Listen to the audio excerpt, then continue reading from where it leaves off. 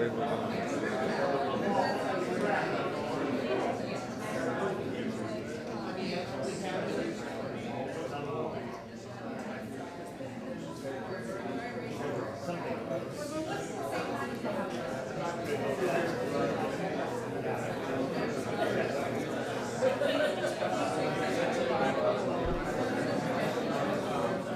I can't do that chair anyway, too much. It's right in the air conditioning breeze. Oh, okay. So thank you. You take it.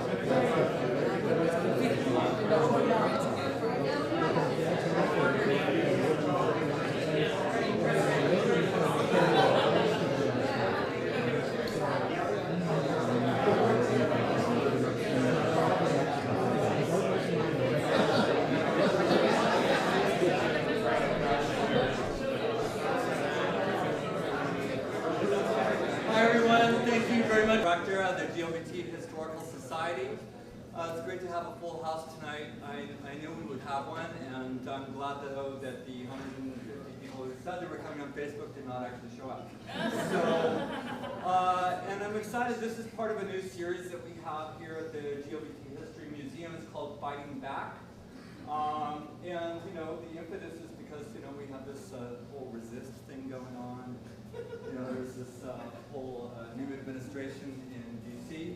And we want to be a part of that. We think it really speaks to the purpose of our organization, that we're not a static place where we have stuffed people and whatnot propped up in places, although some of us could be stuffed.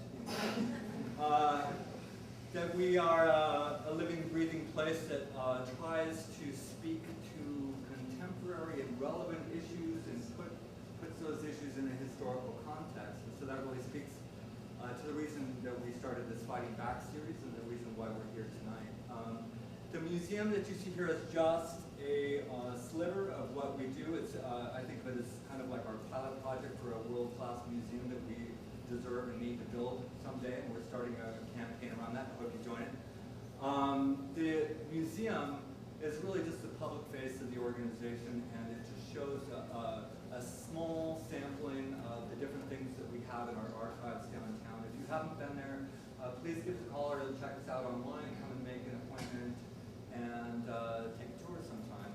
It's really fascinating and wonderful, and if I didn't have to raise money and try to coordinate programs like this, I would be just wandering through the archives and go, oh, look at this, look at this.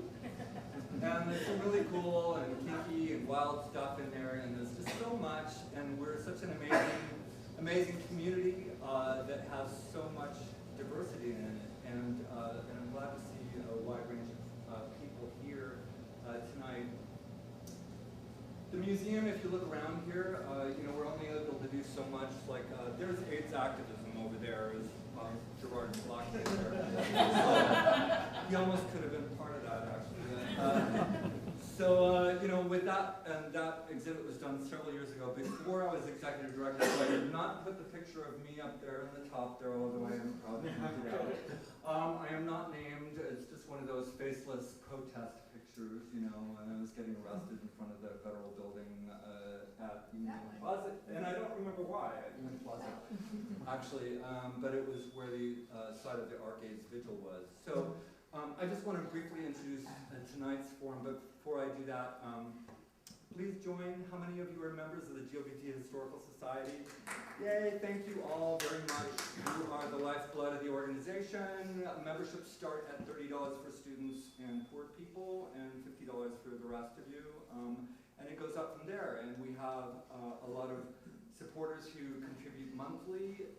We're Small organization, and we're growing, and I want you to be a part of it. So please, you know, the donations that you make through joining allow you to get free access to the museum and the archives and to come to events like this and bring a friend as well. So I think it's a pretty good deal. So tonight, 30 years. This month, I believe, Mike Shriver sent me chronology today of the early and predecessor organizations of ACT UP, the founding of ACT UP in New York. I think it was at a big community meeting that Larry Kramer, you know, gave one of his fiery speeches, and from there ACT UP was born. Prior to that, here in San Francisco, we had a number of direct action organizations that coincident with that, in 1987, we were forming a group called the AIDS Action Pledge, which actually grew out of a small direct action group that I was part of, and I think that's where that photo was from Citizens for Medical Justice. And you know, we would have weekly meetings. How many here, was anyone else a member of Citizens for Medical Justice? Okay, so I'm the only person. And you know, I'm one of the few actually that are alive, and I'm very grateful for that. I first joined at a protest that I just happened to be walking by, cruising the Castro over where Harvey Milk Plaza is, and there was a guy yelling into a bullhorn, and I thought he was really cute. So I went out and he was Keith Griffith, and he was an amazing guy. We spent the night at Beck's. And he had a boyfriend, Jay at the time, a live-in boyfriend, and who passed away the next year. And Keith actually just passed away a couple years ago from cancer, which is so prevalent among people with AIDS. But he kind of radicalized me, and it just, in a nutshell, I just want to say, so we're part of CMJ, and he formed with a couple other people, Eileen Hansen and Melanie, can't remember her last name, called a meeting at Keith's house where we formed the AIDS Action Pledge, and that was 30 years ago. And that later became ACT UP San Francisco, and from there I'm sure the history will be told a little bit more tonight. But for tonight, I've invited two co-facilitators. I'm very proud to have them here, Mike Shriver and Crystal Mason. Sorry, I want to make sure I got it right. I never worked with Crystal. I actually left ACT UP San Francisco before Crystal came on, and so she was one of the members of the original ACT UP San Francisco. Mike Shriver, I can't remember when you showed up. I think it was AIDS Action Pledge. Yeah. And I've been working with Mike off and on for many different projects over the years, and he's currently the chair of the board of the AIDS Memorial Grove. So he's kind of like we've actually taken a really amazingly similar life path. You know, we spent time lobbying in DC, sort of, you know, paid our dues there, and I think that's when I became an alcoholic. I can't remember. Anyway, so I'm very proud of it. And so these are two wonderful people, and I saw Crystal speak on a panel about ACT UP at the Center for Sex and Culture that the atheists. Godless perverts. Godless perverts. Love me some godless perverts. Yeah, put on, which was really fascinating, amazing conversation. Tonight we didn't want to have like a big panel. We wanted to have a couple of facilitators and give you all a chance to participate and remember your memories. How many people here were members of the original ACT UP San Francisco? Great. And can I just ask how many people are currently people involved in direct action around any issue at all, contemporary issues? Okay, I one of the women's march. Okay, well that's sort of, you know, we want this to be like an intergenerational thing as much as possible. How many people here are under 30? Great, good sampling. Yay, thank you for being here. Let's do wide ranges, 30 to 50. Yeah. Well, and That's good for you both. So we did our thing, we got a good generation. So with that, I'll leave it to you guys. Check us out online, glbthistory.org. Thank you. Thank you, Terry.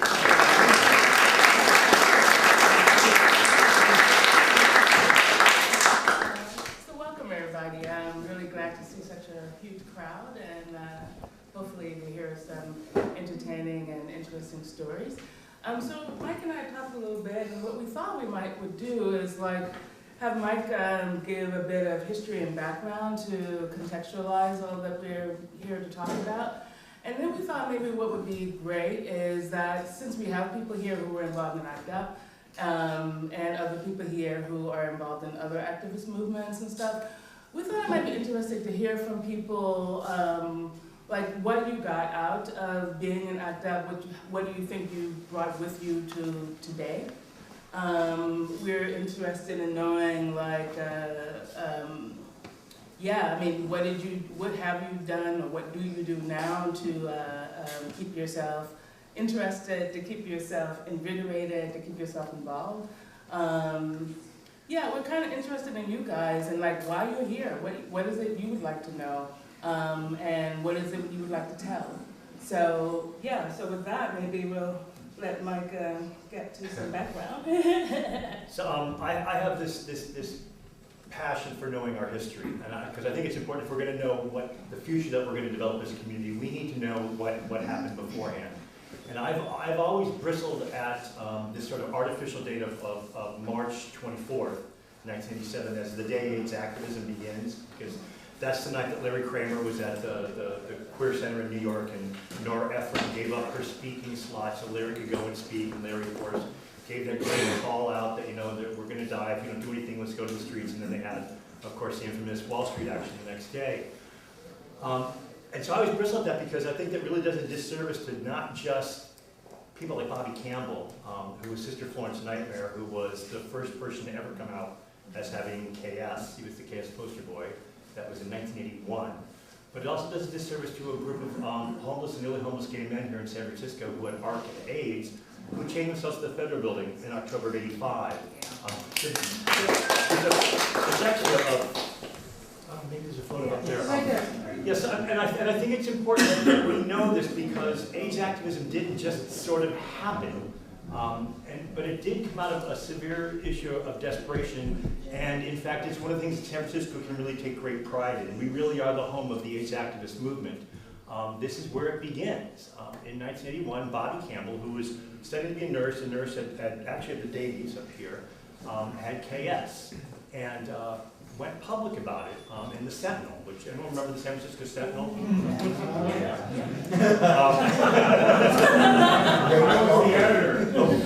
We'll get to the Sentinel at some point. We talk about what it was like to not be loved in your own community, because we were not. But Bobby had a column in the Sentinel, and he actually came out saying, I have KS, and actually Star Pharmacy, which was here at the corner where Walgreens was, had photos, and there's a very famous Rick Earhart photo of gay men sitting looking at the photos that Bobby had put up in the window. That's 1981. They're calling it gay cancer at this point. It's not even GRID yet. It's not even GRID. I mean, it was gay cancer, it was KS and some new assistance, and then 1982, the System of Perpetual Indulgence. Notice that there's this incredible rate of STDs popping up in gay men, and also this rare, mysterious cancer and some pneumonia.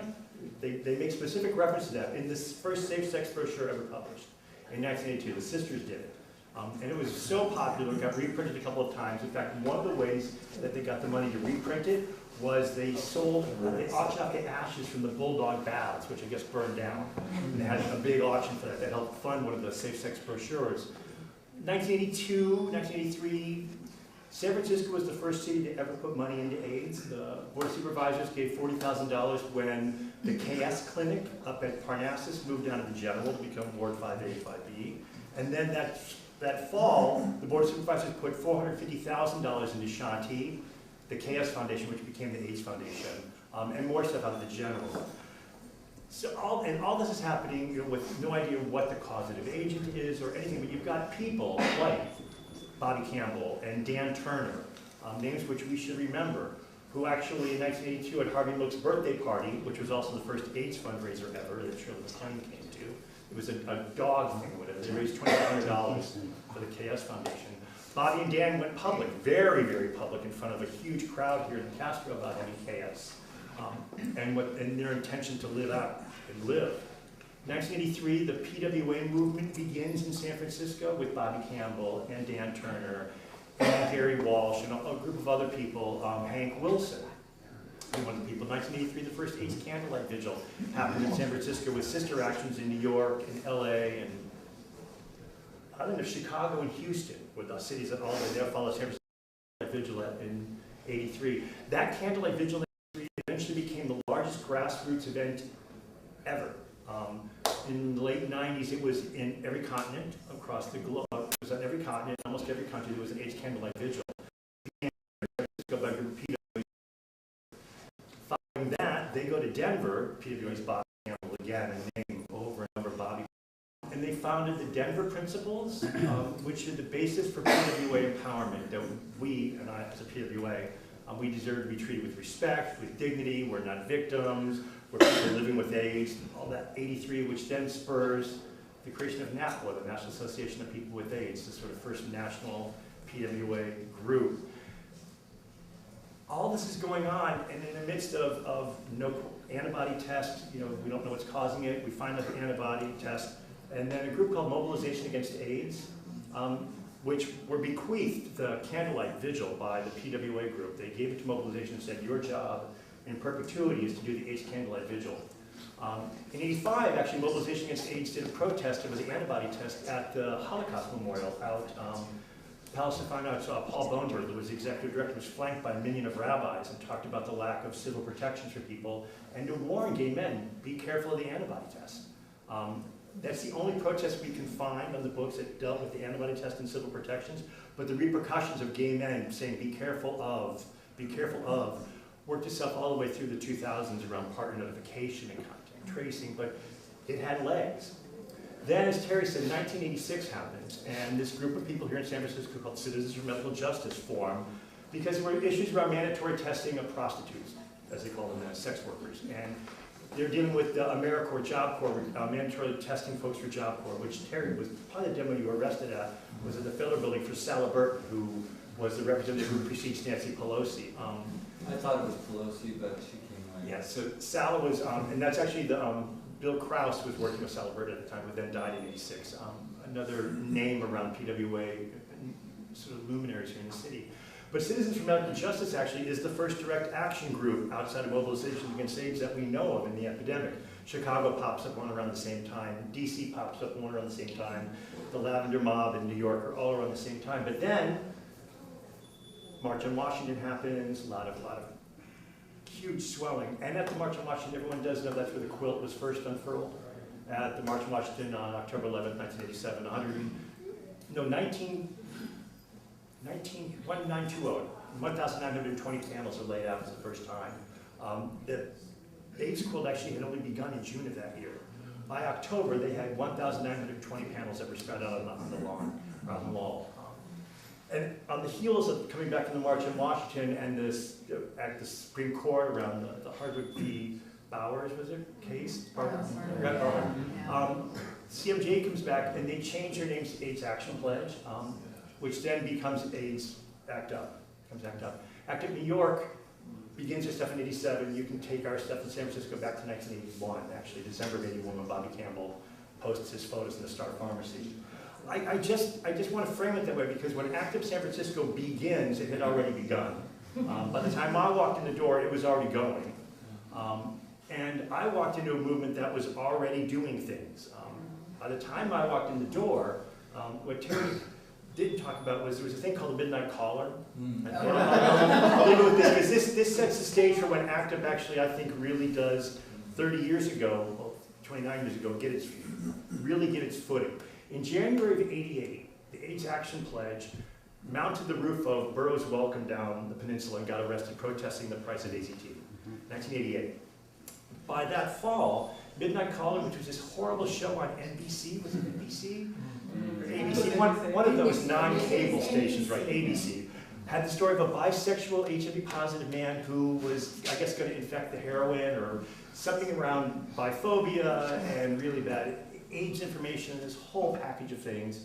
And ACT UP San Francisco, in cooperation with the NAMES Project, or no, with the AIDS Foundation, which was the KS Foundation in '82, so, and with Mobilization Against AIDS. So you had this convergence with Midnight Caller of sort of the three pillars of sort of community action to that point around AIDS activism, between Mobilization Against AIDS and what is going to ACT UP and the AIDS Foundation.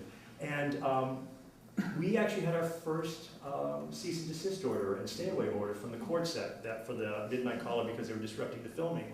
It was John Doe 1 to 300. Terry Beswick and Paul Boneberg and somebody else, plus John Doe 1 to 300 who could not be on stage. So everyone had numbers. I was John Doe 306, it was John Doe 307. But for the first time, this group of people who started coming to the meetings saw that we could actually do something because Midnight Caller were in negotiations with Terry and with Mobilization and with the AIDS Foundation around the script and script changes, and I don't think I ever saw the episode. I don't think it didn't win an Emmy. Although something about the guy coming back, the woman coming back reincarnated as a cat, I think was one of the theological conclusions to one of those episodes. I just want to say that Terry Sutton was really the impetus for ACT UP taking on Midnight Caller when he came to a meeting sort of like this, just one of the regular weekly meetings, and stood up and made one of his impassioned pitches about this information that he had about this horrendous show. And I think we got up that night and went to we went, didn't we? Yeah. We went right that night. From the meeting. From the meeting, and we disrupted their shooting. Anyway, And thus ACT UP San Francisco finds its legs and is born. So I'll leave it there because that's sort of like to get us where now, whether it's fact or myth that takes over.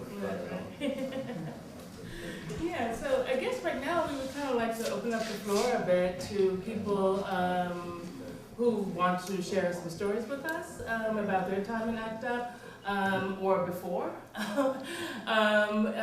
Or if you have any questions for people on the panel, members in the audience, this would be a good time to get started with that. Okay? I came here in '77 and became politically active with the All People's Congress and met Teddy Matthews.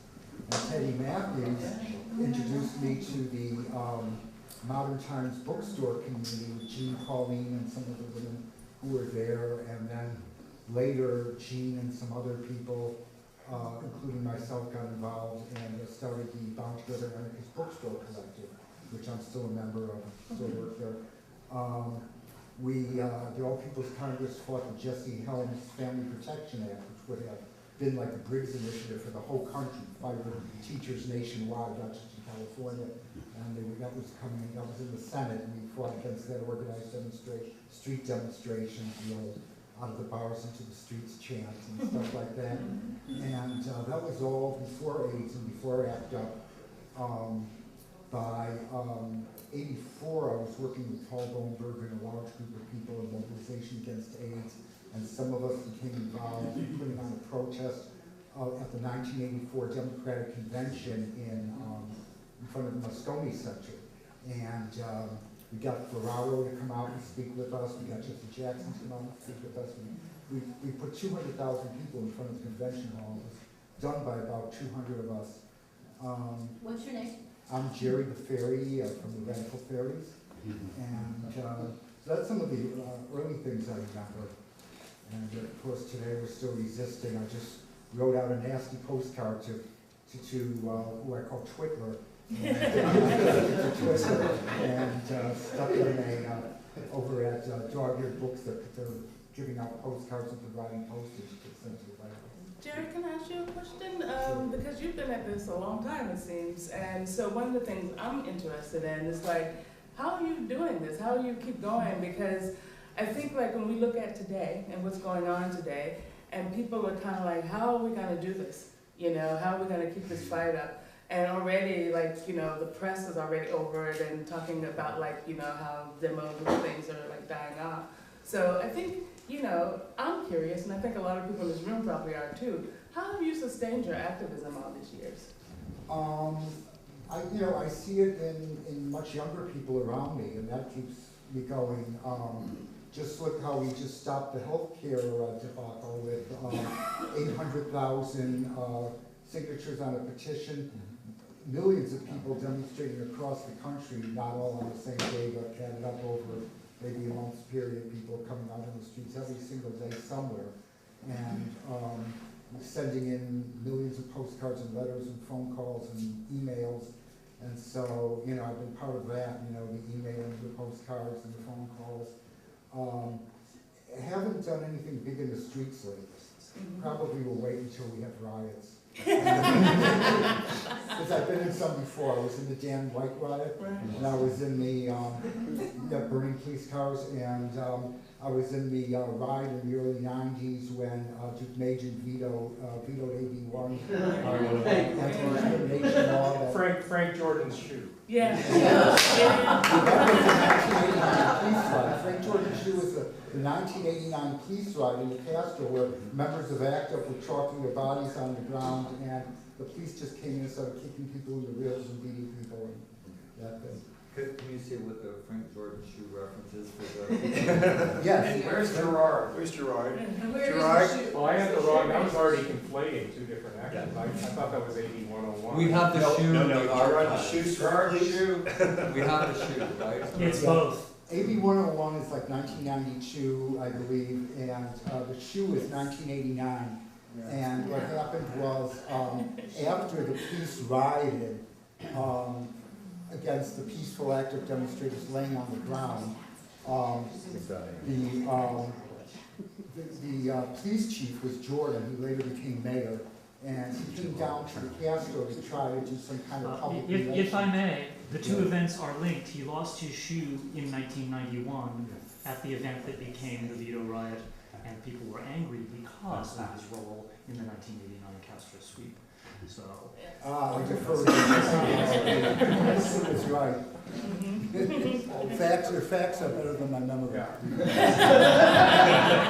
And mine. I'm doing this all from memory. Well, that's why I let Mike do the first part. But I can't tell you that as people chased Frank Jordan down the street and running away from us, he lost his shoe. Right. And I don't know how it got there, maybe Gerard does, but eventually it ended up in the window of the Obelisk, which was a store with Georgia books. Gerard, where's the shoe? It actually ended up atop a donut box behind the desk at a different light bookstore. It's not there now. And then when the police began asking what happened to the former police chief's shoe, it mysteriously disappeared and was found hidden behind a display shelf there by someone taking inventory about a year later. And ultimately it was given to the archives, and the donation form says that the donor is the shadowy guardians of the shoe. In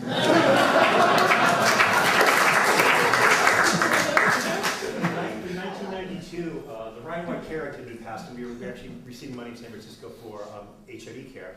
And in 1992, Frank Jordan was mayor and had proposed a budget that actually would have jeopardized our federal funding. So a group of about 15 of us occupied the mayor's office politely. And one of the things that we did do is we all took our shoe off, in fact, the shoe that he was missing, and we were all, I think our chant to him was, as he came into his office to have us arrested, was, "We've got one shoe, we'll get the other." Whereupon he just pointed us out, and we were all arrested summarily in his office. He did, in fact, change his budget, and our Ryan White funding was not in jeopardy any longer. But the shoe had a life of its own. Tim, what are your memories of NECTA? Christ. Okay, I'll just do with Burroughs Welcome. I had just started working for what was coming up, which became the San Francisco Bay Times.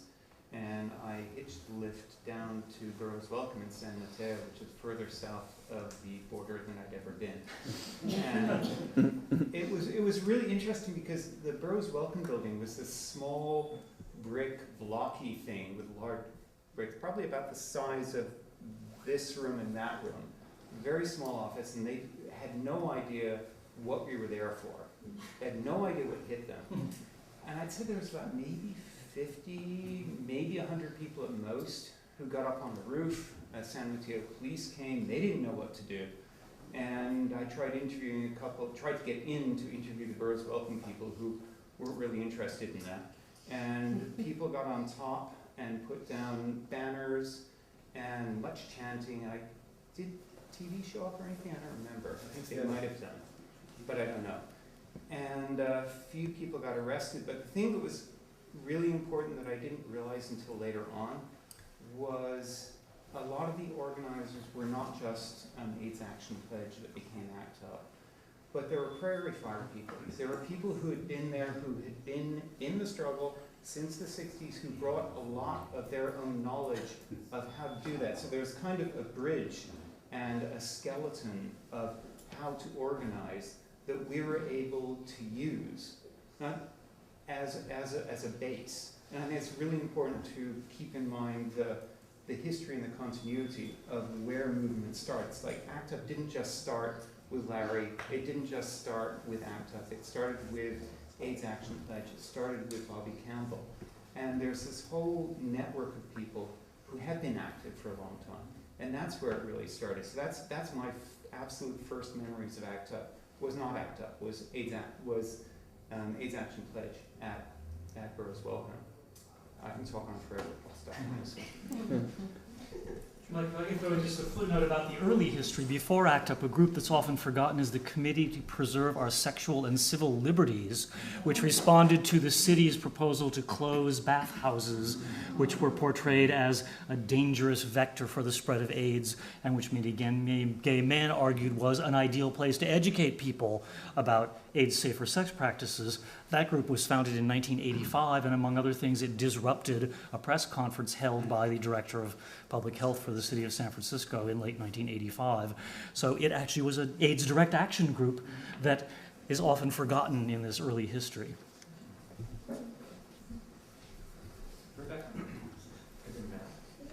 A gazillion things, but one thing that had come to mind recently, because my wife and I have been watching some documentaries about various stages of freeway revolts. I was looking at the freeway that was where the Octavia Boulevard is now, and those of us who've been in the city a long time, and certainly there are people who remember it from longer than I have, but I moved here in '88. And Octavia Boulevard was shadowed by this freeway, and underneath there was a stroll where sex workers, street-based sex workers, were working.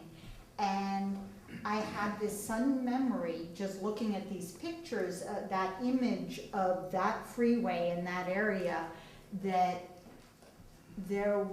this was, Ingrid might help me remember exactly when this happened, but basically, as that neighborhood gentrified, people started trying to push out the prostitutes.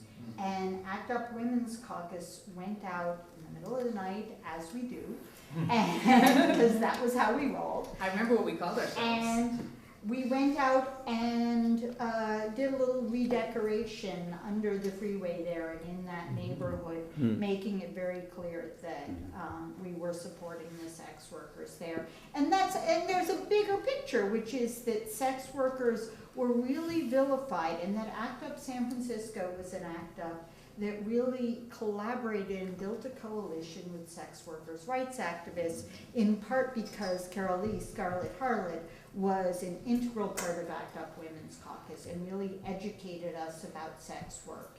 And invented the term sex worker. Yeah. And she was a part of Citizens for Medical Justice.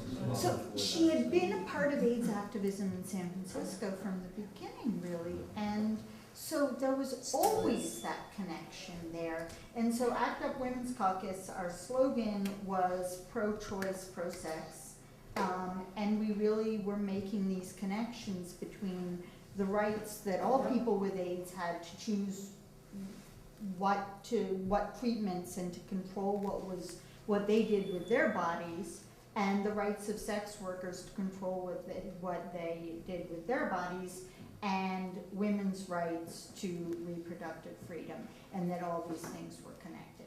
And AIM, what the hell did we call ourselves? We called ourselves SPRAY, which stood for Support Prostitutes' Rights Against Yuppies. And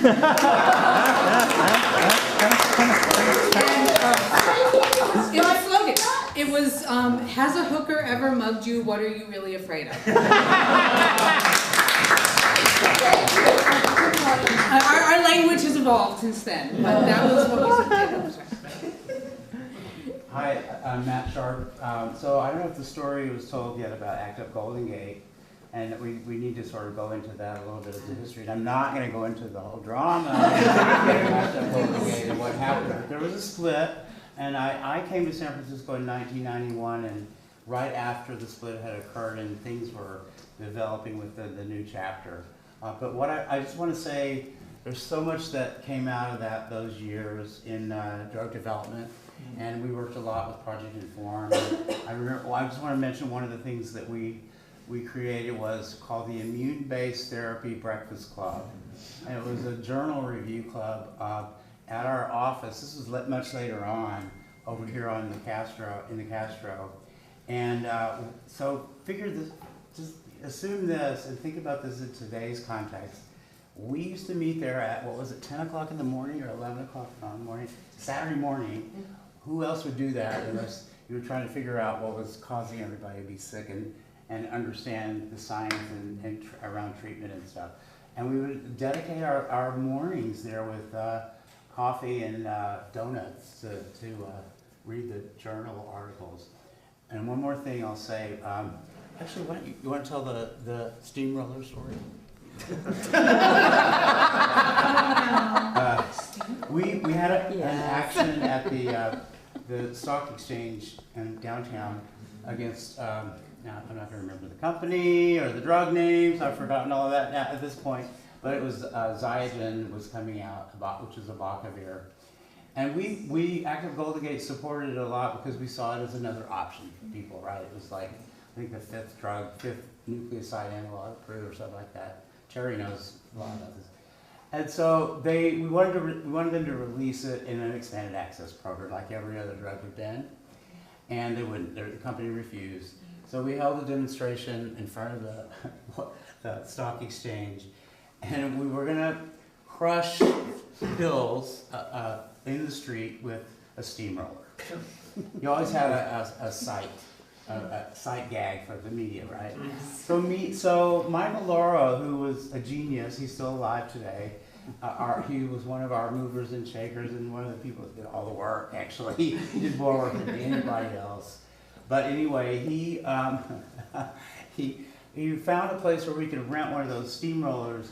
You push, right? No, that was the backup one. That was the backup one. You gotta tell the whole story. We had a backup plan for No, it was like a real steamroller that a person would sit in and drive. And so in the middle of the night, they parked it down there close by, and then we had these big boxes of, I don't know, was it? I don't remember what it was. It was something that this company sold. Anyway, when it came time for the demo, we couldn't find the key. to the So we had to use the backup. The backup plan was one of those big rolling things that you roll sod with. So that was the back. And then later on, Michael found the key stuck to the inside of his backpack.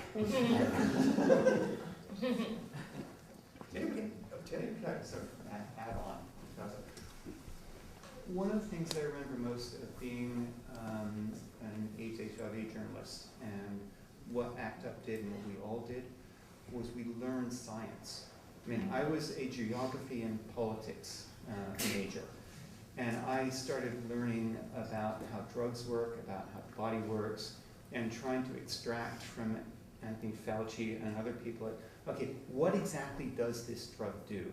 How does it operate in the body? And trying to figure out ways not only to understand that for myself, but always be able to include in like the third or fourth paragraph of the story exactly what it does and how it works. Because I really felt that when I was talking about drugs that were getting into bodies, about a disease that's killing people, it's kind of important to know how it operates.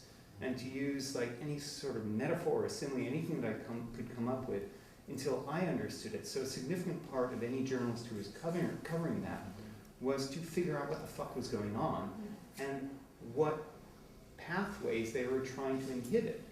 So the people, all of us who were doing this, were trying to figure out not only what the drugs did, but we were as up on the science, in layman's terms, as the scientists were, because we had to figure out how to change that. I mean, my role in ACT UP was to be like, this is what's going on, these are the actions, this is the drug we're working on, while ostensibly being not a part of ACT UP, I can say that now, and trying to figure out how to explain this in 2 or 3 paragraphs, because I had an editor sitting on my head who's saying, we don't really need that, because the New York Times doesn't have that, or the other people don't have that, or the other papers don't have that. But to write the story, you had to understand how the fucking thing operated. Right. And you had to understand that to make it clear to the people who would be putting their lives on the line to get arrested as to why they were doing that. And I think that that is something that is like often missed. Like from the day I started working in like 86 up until I stopped doing primarily AIDS, HIV reporting in about 92 after like things happened. That was really important. And to make it clear how stuff operated and how the body worked and how these drugs and what they were doing. And I think that the level of education that we managed to come up with and understand is really incredible. Because this is just a bunch of people who had varying levels of high school to college to PhD, but I don't think any of us were biochemists. And we had to figure out how that worked. And I think that is one of the most critical things that ACT UP succeeded in doing. We changed drug development, we changed access to drugs, and we changed the way that doctors view patients and the way that drugs got developed. And let me just add to that, not only you had to write about it, but we also had to sit at the table with the researchers and the regulators at FDA and on and on and on, and the pharma company. We eventually were invited to the drug companies to their executive tables talking about drug development. And so we had to know what we were talking about, and most of us did. I mean, it was hard. That was hard stuff. It was really hard to learn all that stuff. We made ourselves. I'd like to say also we had to learn a lot of things around like drugs, but we also had to learn a lot of stuff like organizing, like basic organizing stuff, like how to write press releases, how to write like speaking points, talking points and stuff like that, how to like keep on your talking point when the press invariably tried to get you to say something stupid or fucked up, you know, I mean. Not being arrested too. Yeah, I mean, so I think, and for me, a lot of that was really useful, and I used like long after I left ACT UP, which was one of the things that kept me involved, was that I was always learning as well, and learning stuff that wasn't just for that moment, but stuff that I knew that I could take with me. And that was important for me as a person of color as well, because I saw that as a way also to help other communities and to communicate with other communities. Anybody else have any stories about like that kind of thing? In the back. Okay. My name is Arthur Corbin. I've been an activist for 45 years. One of the ways you keep going is you have a sense of humor, whatever the hell is going on. During the Democratic Convention, when we marched down Market Street, I happened to be near the curb. And there's this family that looks Midwestern, and the mom was there just stunned, absolutely stunned, watching all these queers marching down the street. And I looked at her and said, "Oh, don't worry about this. We do this every Sunday." And she about flipped out. Part of what's lost in the history is 2 of the major studies that were done that determined how AIDS was transmitted and a lot about it, and also confirmed the validity of the first testing, was here in San Francisco. And these were big studies. 500 to 1,000 people each. There was one at UC and there was one at General, and I was part of the one at UC. And they were the first ones to do a large-scale testing of the AIDS test. And every 6 months they would call us in, take a lot of blood, ask us a lot of embarrassing questions. And they waited 6 months before retesting us, once they had confirmation that the test was valid. And they then had the unpleasant job of inviting us in and telling who was positive and who wasn't. And this was the first group of researchers to do that. So it must have been really hard for them. And that study led into an anal cancer study which was another part of the history that's lost, and that was, I think, a 5-year study. And the woman who did all the interviews was a lesbian woman, so imagine her asking all these gay men about anal stuff for 5 years of her life, plus she did all the blood work. And took samples. Yeah. And all of that blood work, all of the samples are in deep freeze for future researchers. So in between the main study and the anal epithelioma study, there was a mental functioning and say an example of it, and dementia study.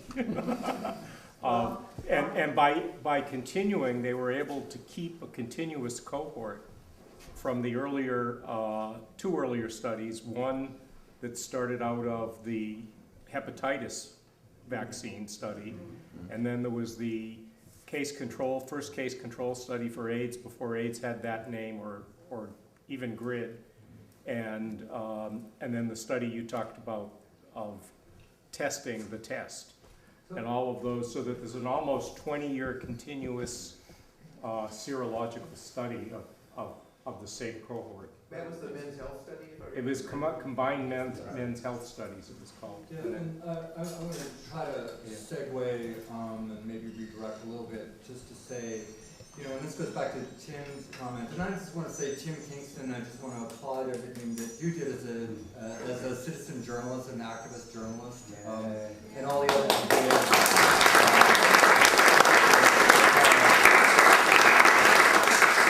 and because and I sort of, I guess a parallel for me in my current career is all the community historians that I work with, and some of them have limited training, but curate shows. Mike is actually going to do a redo of the AIDS activist exhibit here, but back then it was like we had community scientists, community citizen journalists, activist journalists, and without them, we wouldn't have known where to do our protests. You know, to pick our targets, we had to like know what are the bottlenecks, what are the weak points, what are the points of pressure that we need to apply, and when do we need to apply them? Because so often that was really the challenge for us, is just figuring out where do we go to protest. With Midnight Caller, you know, we went and disrupted their shoot, and that was easy. You know, you pull the plugs, the lights, and then you run. You know, and I was young and I ran fast.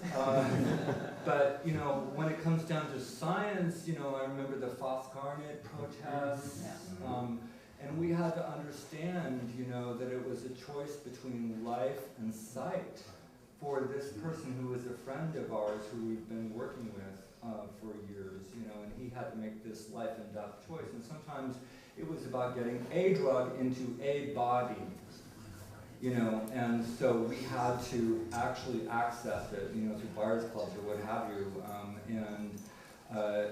and then that would open the door for everyone else who would qualify as a result of our work for that study or for that early access to a drug. And so, so I just want to say that when we're talking about all this stuff about studies and everything else back then, it's interesting to us. It's really 30 years of history.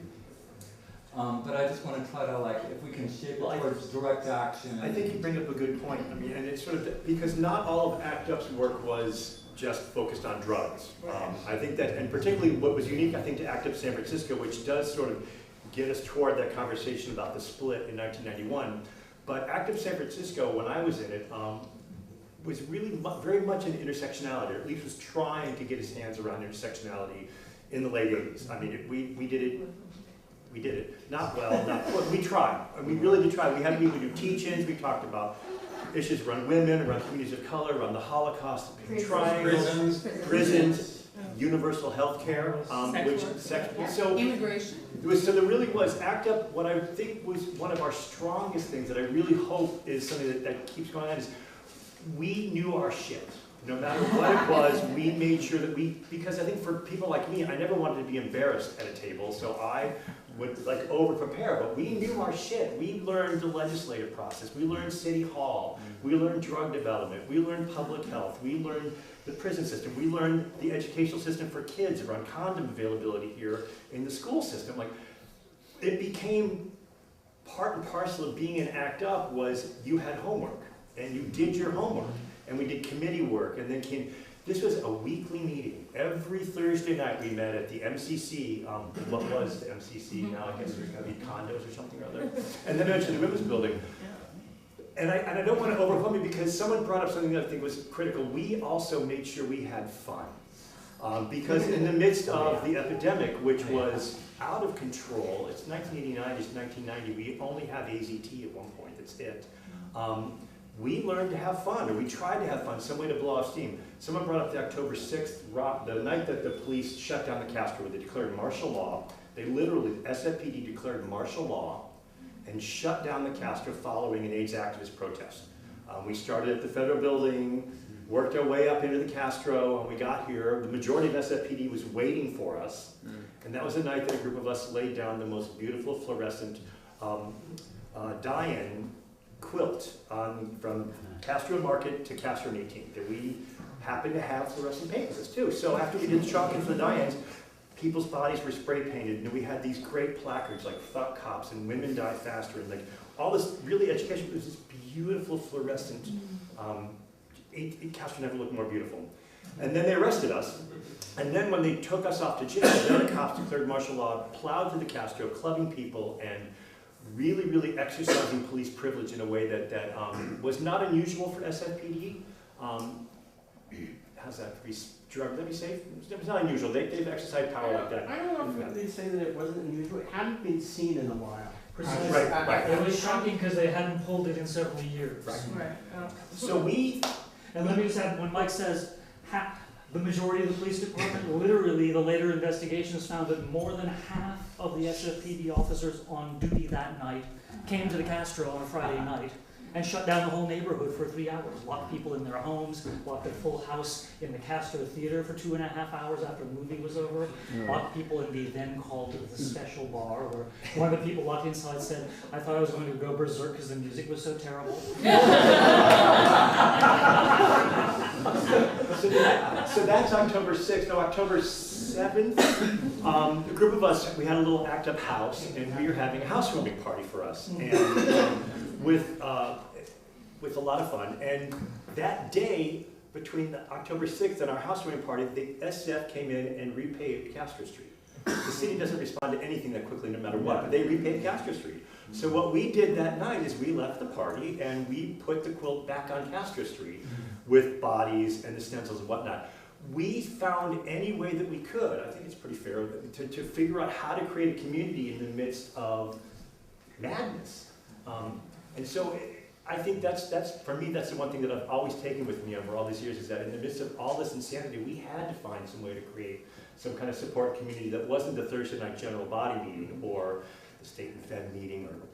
I mean, just in addition to that, going back to sort of the intersectionality, we had our different committees. So there was some of us who met more than once a week because we worked on committees. There was local issues, treatment, finance committees.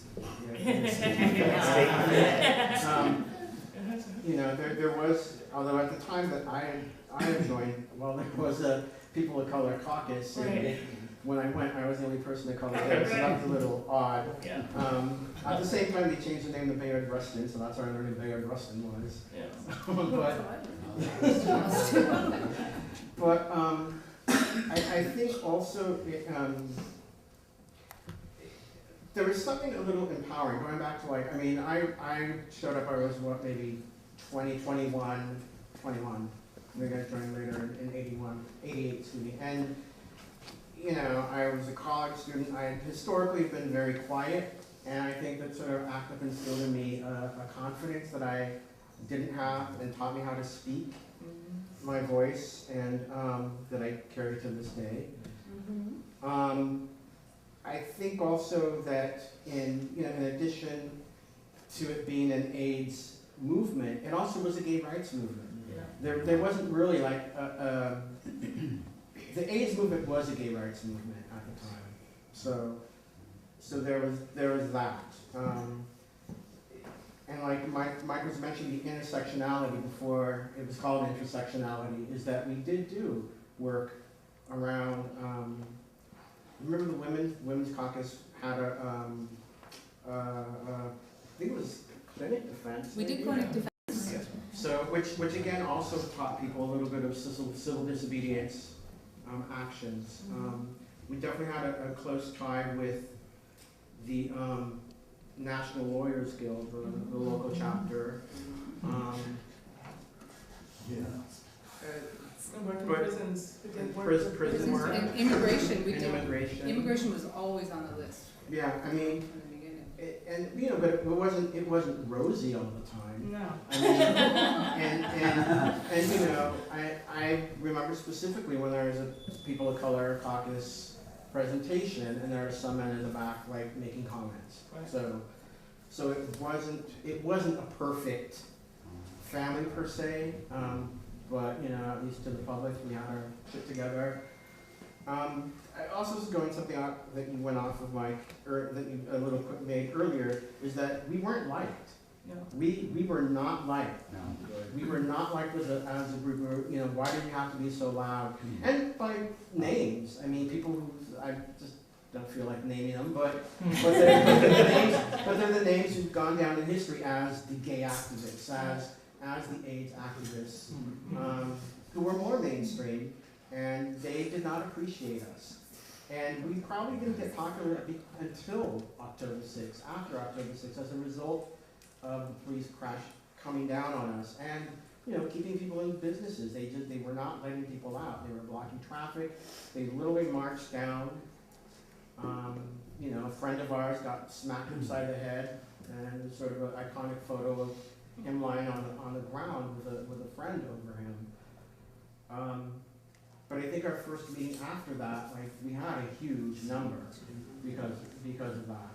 So initially, and the press, I mean, just going back to the press, Sentinel hated us. I can't remember the publisher's name. Rachel.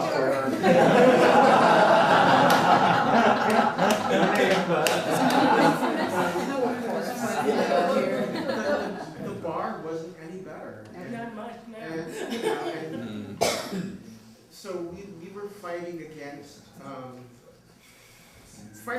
bad press while at the same time manipulating the press. Oh, yeah. Yeah. You know, and we did things the old school way. You know, now the Facebook event goes up, but we had phone trees. And flyers. And flyers. You know, and you know, speaking out for the fun, you know, we had our club. We had Chaos and Uranus. Yeah. And the Female trouble.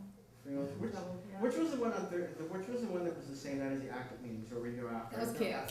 Chaos. Yeah. So, you know. What is that? Crystal. Crystal, yeah. So, you know, there's all of that going on. It's gay activism, it's AIDS activism, it's understanding that it branched out into other communities and how it affected other communities. And, you know,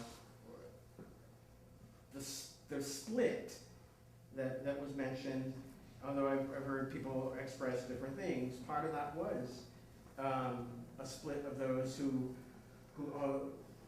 it was sort of a backlash against intersectionality in a way. And it felt that way. It felt that way, yeah, definitely. But, you know, but at the same time, it was a predominantly white split. Let's just be honest. So there was that. Wasn't 100% white split, but it predominantly. But then that was predominantly white. So I guess that we would be expecting. But you know, and it did. Active Golden Gate focused strictly on that I remember, strictly on treatment. Active San Francisco focused a little bit more in terms of social justice. I want to do two things. I want to add one thing to what Lito said, and then I want to also open up, like, just for questions, because we have about an hour left. So, I mean, definitely we want some people to speak who haven't spoken yet about their own experiences, but we also want to open things up for questions. I want to just, like, piggyback a little bit on what Lito was talking about, and also about you as far as the fun part.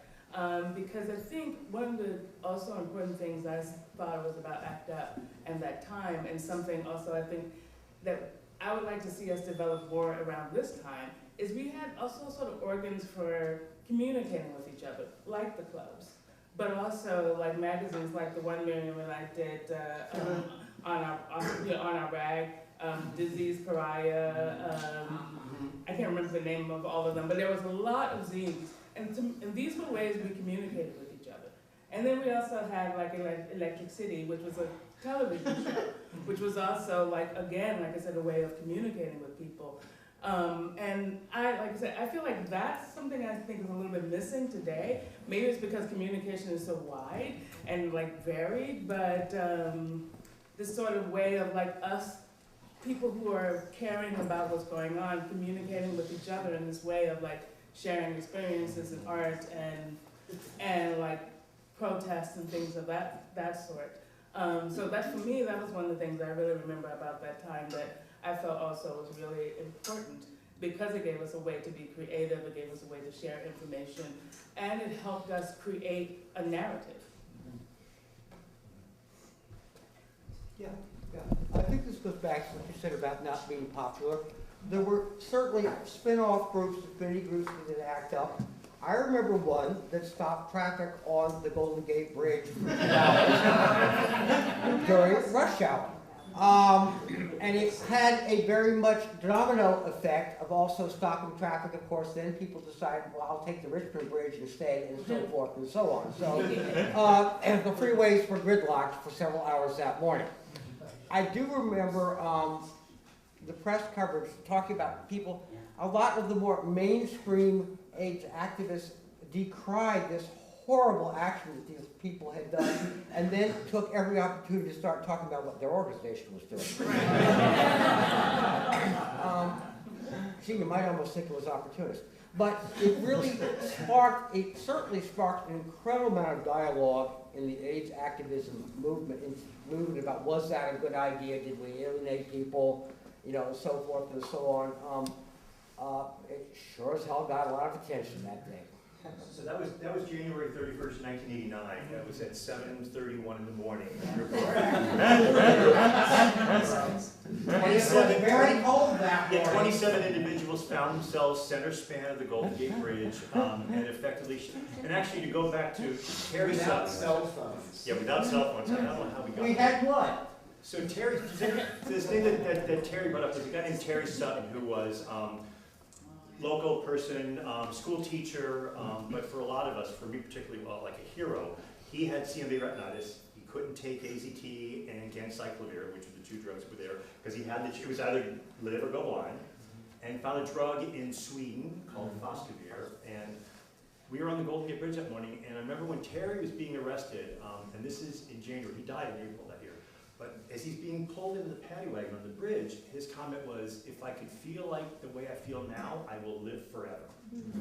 That was how and what it did for him. And he was one of a bazillion individuals who gave their bodies to trials, to research studies, who never benefited from it. Terry never got into the trial that he needed for the drug that he wanted. But in 1989, Say No is a group you're talking about, Stop AIDS Now or Else. It was not ACT UP. ACT UP did not shut down the Golden Gate Bridge. 1989 is also the same year that Say No occupied the INS office for an afternoon, and also disrupted the opening of the San Francisco Opera, and also disrupted the opening of the Rose Bowl parade, or part of the Rose Bowl. So 1989 was a real significant year for Stop AIDS Now or Else, but it was this thing called an affinity group. It was a group of people who were like-minded, who would do things that didn't go through the general body approval of ACT UP. And you're right, the shutting down the Golden Gate Bridge was a major escalation of visibility and tactic, but it was 1989. And all the discussions that we heard about, oh, it's a bad tactic, you hear it all. You hear it on Black Lives Matter, don't shut down free. You hear it about everything, like it's the wrong target, the wrong time, the wrong people, and you're going to lose support. And can I just add on to that? It's like, we talked a lot about tactics, but I just want to go back to, prior to ACT UP, the early groups, and the groups before Citizens for Medical Justice, the civil rights groups and people that participated in that came and helped us formulate that in a philosophy of nonviolence. And that was the recurring thread through all of our planning for everything, and we would debate about even whether defacing public property was appropriate or not, and, you know, spray paint, that kind of thing. But we talked a lot Spray about. paint one, I have to say. Spray paint.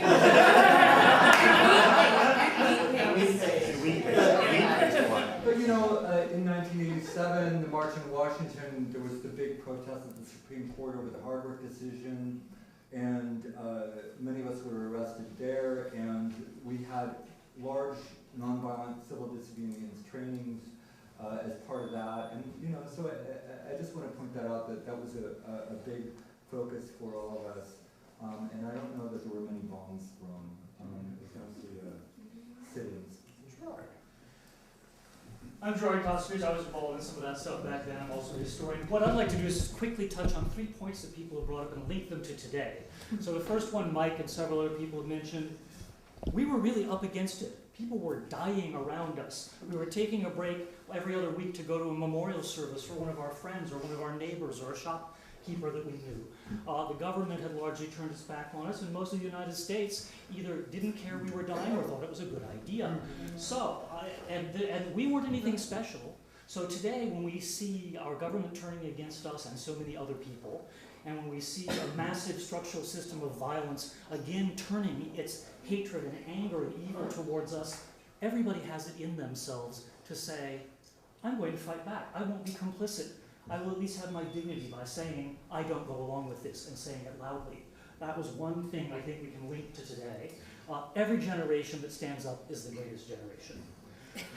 The second thing, Terry and a couple others mentioned the extent to which there was a tremendous learning and knowledge and expertise developed, and we currently face a government and a Republican Party that thinks that knowledge and expertise are wrong, evil, terrible, because those things allow you to actually reveal what they're doing. Yeah.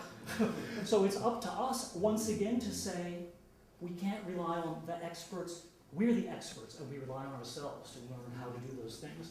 And then one last point that kind of ties to today is talking about tactics, and we've already started to see this emerge in the last few years around Occupy, around Black Lives Matter, around the Women's March, and so on. As soon as people start telling you your tactics are wrong, they're distracting you from your politics, your goals, what your demands are. So we refused back then to get drawn into those, and increasingly learned tactics is not something that we're going to bother debating about. Internally, we'll talk about what tactics work and are good or not, but we're not going to be drawn into being told by the power structure, your tactics are wrong, while they ignore our demands. Our demands are what matter, and we're not going to fight about tactics, and again, that's something I think we can apply today.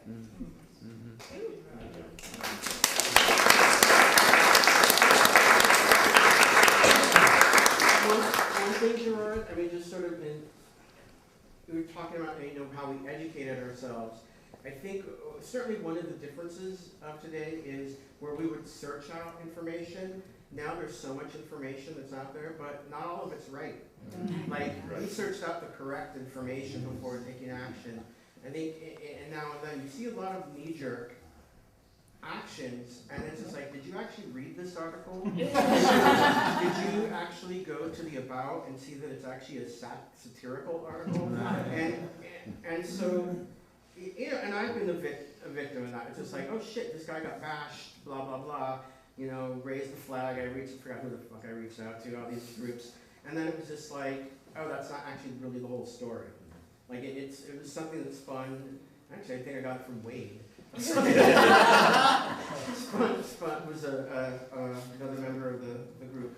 I think about someone being bashed in the Castro, like, and something along the lines of guys in ski masks, blah, blah, blah. But then as it went out, it was like, well, actually, the guy did get bashed, but he got bashed in Oakland, and, you know, blah, blah, blah. So I think that nowadays there has to be a more careful sifting of information that gets put out there, because nowadays it just gets out there so quick. Like what journalists used to do. Yeah. Can I speak again? I cannot leave the room without talking about the AIDS denialists. Basically took over ACT UP San Francisco with a really surreptitiously and weird and actually violent people who were given a restraining order because they know who we were and they'd follow us down the street. And because they didn't believe HIV was the cause of AIDS, they were attacking us just because we fought for it, basically.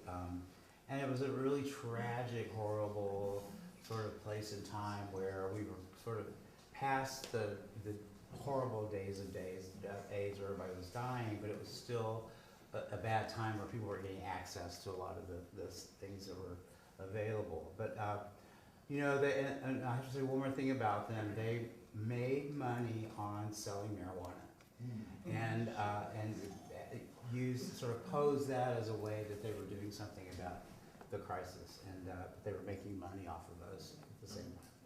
Laura? And just for me, one of the, I mean, I was still sort of in ACT UP San Francisco when the sort of the core denialists showed up, and for me, one of the lessons from that is, you know, in retrospect, we should have been willing to kick them out of the group when they showed up, because it was really clear. It was two people. They were very disruptive. They were bullies. They were misogynist. They were particularly nasty to the women in the group. And, you know, we were sort of like, we're an open group. Anyone can come and join us. And while that's a useful frame, if you actually let anyone in and you don't kick them out once they start really disrupting, I mean, that's what, you know, all the rest of us left. I mean, at that point I was in grad school and I was like, I have other things to do with my time. I don't need to go and get yelled at every week by these assholes. Our decision-making process in ACT UP, how did decisions get made and how did that function?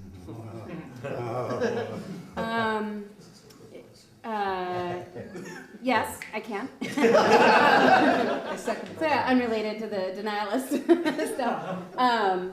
The original ACT UP San Francisco's decision-making process, which was determined by the time I got there in '88, was using consensus or a modified consensus process, which is you know, it goes back to Quaker roots and a sort of long-standing decision-making process used in social justice movements that has the strength of ensuring strong agreement and that all voices get heard. It has a downside of it can be very slow to make decisions, and that was one of the, I mean, my experience, it's sort of like arguing about tactics. Like whenever you start arguing about process, you're actually talking about other things that aren't process, but they're coming out in a conversation about process. And so what happened after the 6th International AIDS Conference in 1990, when ACT UP grew so huge that we were sort of not really manageable as a group and really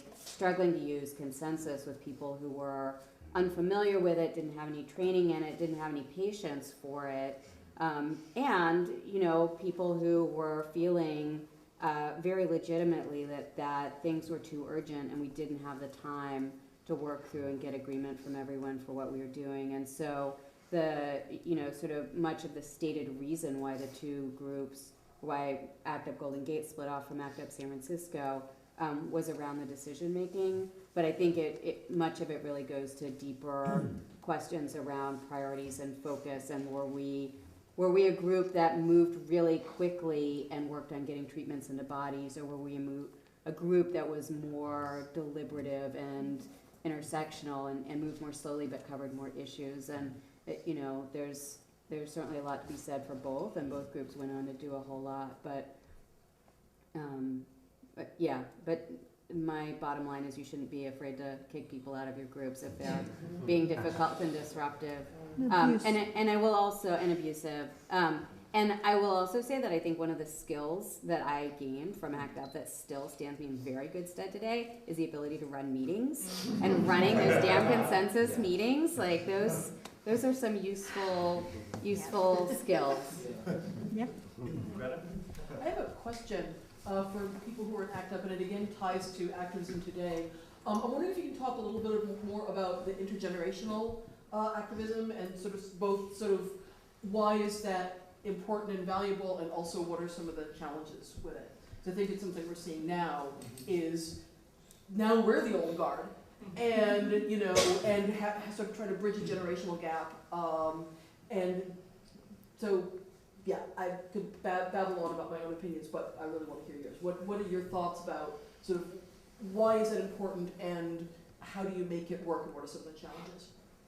I think there's challenges on both sides. I mean, it's the young not thinking, oh, you've done it, but let us try something new, but also the old not saying, hey, we know the answer. And I mean, there was that existed on both sides. I mean, like I said earlier, it wasn't perfect. It wasn't like this perfect microcosm of everybody got along. It's just that we somehow made it work, and with consensus. But definitely, I mean, you know, I was in my early 20s, and I wasn't seeing a lot of older men actually at the time. It just they were. I'd meet them and they were gone. I mean, that was the reality of it. And so it's sort of odd because I am an older gentleman. It's you know, I think the first time like someone called me their elder, I'm like, I didn't meant it in a respectful way, as young Latinos do, but it was just like introduced me like, and this is my elder. I was like, fuck you. But I think you have. I mean, I guess like as an older person, imparting wisdom, but also allowing for ideas. I know that in the early days after the election, there was someone who was trying to put together a Castro against Trump thing, and I ended up at a meeting, and it was just obvious what they didn't know. And you know, I know it's cool. I mean, I didn't want to direct it. It's just like, well, you know, like even in terms of organizing, it was like, you know, we all introduced ourselves. Like, okay, how about like we break off into groups and blah blah blah. I was like, how about? So like, can I make a suggestion? Like, you know, how about like everybody like say why they're here, you know, and maybe out of that we find out what our commonalities are to move forward. So I guess that sort of like definitely like running meetings that get that from as Laura said. I think also something Laura mentioned that sort of that made something pop in my head talking about, you know, the split in a way of those who were fighting to get treatment. I see it as a way as there was active Golden Gate wanted to make sure access to treatment and trials and this and that. But active San Francisco wanted to make sure that everybody had access. And that is, I think, a fundamental difference that was in the split. So. Well, that would be an interesting subject for debate, but can I just throw in one thing there? I just want to remark on this, and the godless perverts thing just came up too, the forum there, was that there was a parallel, there were a lot of other ACT-UPs.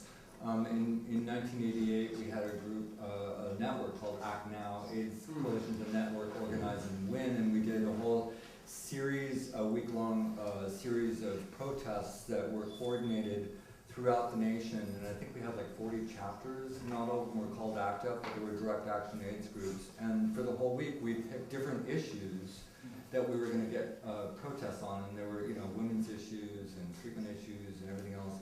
But the interesting thing that I want to bring up about the split is that I think almost exactly at the same time in New York, the Treatment and Data Committee of ACT UP in New York split off to create the Treatment Action Group, TAG, which became a powerhouse of intellect and direct action, and more importantly, I think, a study group that focused on treatment issues. And so I think the same thing happened here. It just became ACT UP Golden Gate.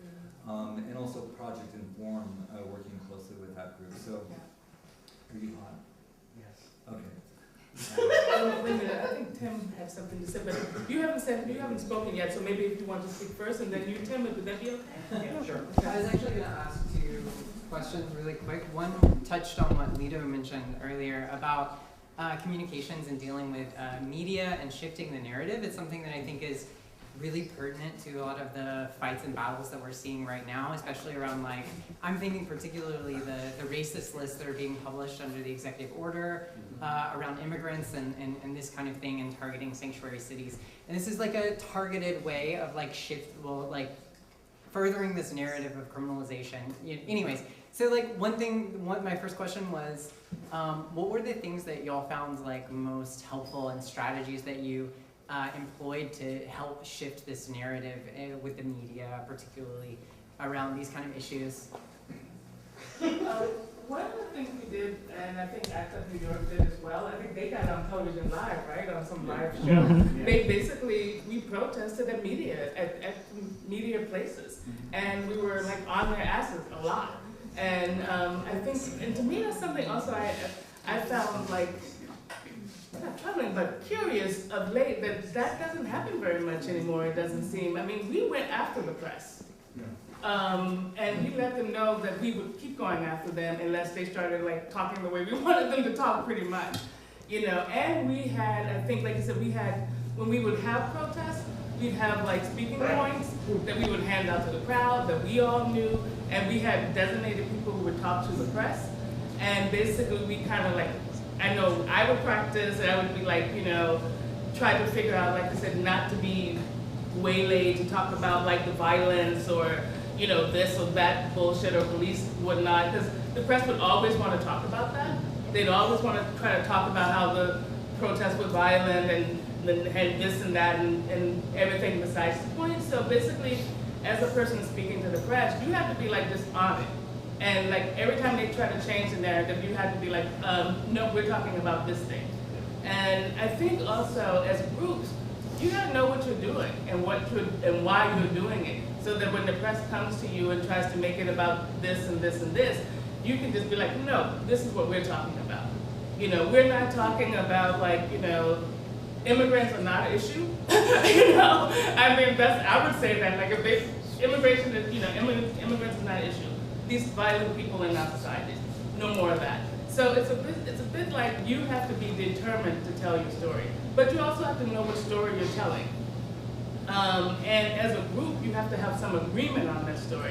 Because even though ACT UP was very diverse, and people had a lot of ideas about what was going on, I mean, even like between treatment and other pieces of the organization, I think overall, we had a narrative. And the narrative was that people were dying, our government was letting people die, and we were gonna do something about that. Pretty simple, you know? People dying, government letting people die, and we're gonna do something about it. So I think that was also really helpful. How would you draw the connections in that? How do we get a sense of urgency, like today around things like, you know, the wall or? I think again, it's the same thing. What's the issue? The fact of the matter is that, I mean, I don't want to like go off on this particular thing, but I think the fact of the matter is that Donald Trump is solving problems that don't exist. It's simple as that. So we could be like, these aren't problems, these are the problems we need solved. We need universal health care right now. You know what I mean? We need to like help the people whose countries we are destroying and bombing and making it impossible for them to live in. We need to do that right now. So I think it's a little bit, like I said, just like then, the press and the powers that be always gonna try to make it about something else. Whether it's the like, you know, nasty gays doing nasty sex and getting disease, or if it's like people now, because you're poor, an immigrant, or some marginalized person, you deserve what you get. And like I said, we just have to be like, no, like across the board. You know, no, like kicking immigrants out of the country, no, like building a wall, no, like taking our health care away, no. You know? Well, I guess I would ask you all, I mean, given what we know about activism and sort of the lineage that what Obama said from Seneca Falls to Stonewall or from Seneca Falls to Selma to Stonewall, has the world changed that much that the tactics that we used, whether it's framing or civil disobedience, have the tactics really, has the world changed so much that the tactics no longer work? I would say that it's the media that's changed, because it's not like there's really news out there per se. There are magazine-style news stories. There is opinion being put out as news. I mean, Rachel Maddow is not news; it's an opinion show. You know, and so these news networks that started up with the intent of giving news when they realized it really wasn't that much news, or the news that they wanted to gain ratings, it switched to just a lot of fluff, a lot of just not substantive news, but then opinion shows came out. So it's a different world. With the way the media is, it's just very, it's different. So I mean, I don't know the answer there. I just know that it's changed. So I would suggest, and I'll get to you, because the framing, because the issue around Medicaid, destruction of Medicaid, the idea about block granting Medicaid is not new to Donald Trump. Bill Clinton proposed it in 1994 or 96 or so. I mean, I don't know that, like, some of the major challenges that we're facing with this presidency are old challenges. I mean, our traditional challenges to public health infrastructure, to the safety net, and to immigrants and the well-being of women. I mean, they're not new issues. So at one point, I'd like to have a discussion, like, how do we reframe it? Wait a minute, before you, there's this person here, and then you, if you don't mind. Okay. So I'm kind of wondering how people feel we should handle rallying against the media, because the media is not necessarily an entity that has all of my information now. I don't actually watch the news. I have no reason to watch the news. My experience is more reflected in like the stream of the internet. Like what are your suggestions, I guess, for people who are not connected to the news at all? Should we be pressuring news outlets when all of our information is BuzzFeed now? How exactly do we strangle the source of the misinformation? Well, for one, I still think a lot of people, they'll still get their information from the news. So that's one thing. But I think secondly, one of the things that I see happening actually on the internet is I see a lot of actually posts and blog posts that are reasoned and intelligent and encouraging and things of this sort. For me, in any case, with the internet, the beauty of that kind of sort of is you can kind of ignore the bullshit and just and search out good stories. I think the problem is there's still a lot of people getting their news from Fox, from MS, blah blah blah, and and NBC and all those things. And I feel like that is the problem. I don't think the internet's so much of a problem. If you learn to kind of filter out fake news, but I think it's the people who are watching these things, the sort of traditional news that I feel like is the problem, not so much what you see on the internet personally. I think that, I was saying earlier about fake news coming through, is that let's look at recent where people did not understand that the ACA was Obamacare and vice versa. Right. So it's how do we teach people to utilize the internet selectively and understand what is real and what is not? Media literacy, I would say. Ma'am? I just wanted to say that I've been I'm sorry. Sorry. I've been a human rights activist since the early 60s in this town. And what I've noticed that gets in the way over and over again is a kind of a unintentional celebrity lust, that people get into these organizations and all of a sudden there's a leadership battle, or there's untruth, and the whole celebrity thing has made me ill. I hate it. Facebook has made it even worse because everybody thinks they're a celebrity on Facebook, and it dilutes everything. And I just think we're in trouble because of the internet. I don't think it's that helpful for organizing. I have two questions, and they're not as related as I would like them to be. Fire away. So, one thing is, I think just on this topic that we've been discussing, how many things have stayed the same, how many things have changed, and what are the relevant tactics. I think that a lot of people in this room have been a part of a time when the Bay Area and San Francisco were at the forefront of certain kinds of radical politics. But I think one of the things that allowed for that was actually the economic conditions. And so I think that one question I have is how can we think about shifting tactics and forms of urgency in a time of such deep housing and economic crisis?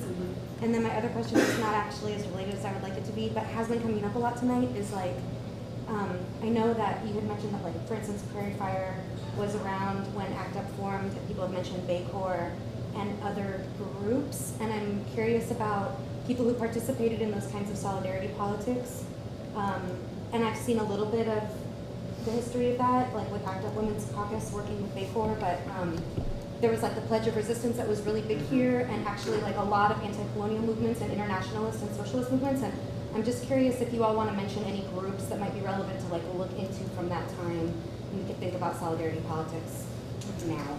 I just want to point out, we had a reading last month. There's a book you can check out called Emily Lawson's Read It Here. Yeah, so I just want to throw that out there. She wrote a great book that includes a lot of that intersectional work. It's called Lavender and Red. Lavender and Red. Yeah. Available in the museum store.